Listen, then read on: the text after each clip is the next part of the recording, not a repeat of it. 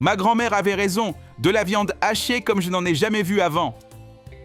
Maintenant, dans une casserole, je vais mettre 4 pommes de terre coupées en morceaux plus petits, ajouter de l'EEU, couvrir et laisser cuire. Une fois cela fait, après avoir égoutté l'EEU, nous allons tout mettre dans un saladier. Maintenant, nous allons râper 100 g de mozzarella. Et avant que j'oublie, dis-moi depuis quelle ville tu nous regardes pour que je puisse t'envoyer une accolade spéciale. Celle d'aujourd'hui va à Lucas Bernard, de Montpellier. Je suis très heureuse que tu apprécies nos recettes. Et les mettre dans le saladier avec les pommes de terre. Cette recette est irrésistible, il n'en reste jamais tellement elle est délicieuse.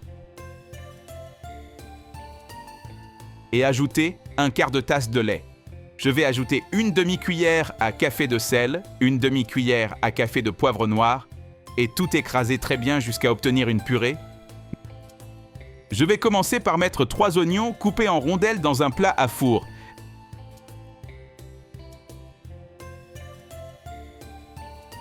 Ici, dans le saladier, je vais mettre 700 g de viande hachée, un quart de tasse de chapelure, un œuf, une cuillère à café de sel, une demi-cuillère à café de poivre noir et bien mélanger le tout. Après avoir bien mélangé, je vais séparer une portion et la façonner dans cette forme. Au fur et à mesure que je façonne, je mets dans le plat, sur les oignons.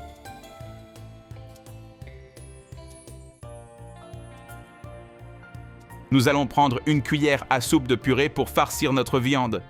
Nous allons faire cela avec chacune d'elles.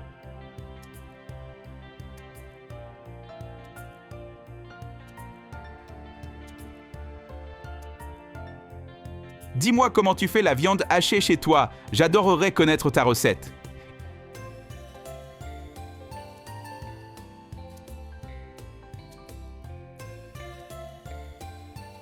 Je n'ai aucun doute que tu vas tellement aimer cette recette que tu voudras la faire souvent chez toi et on te demandera même la recette, parce que le résultat est incroyable.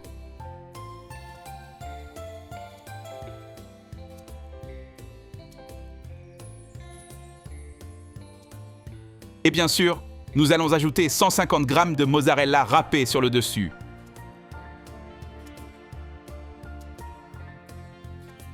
Nous allons enfourner à 180 degrés pendant 35 minutes.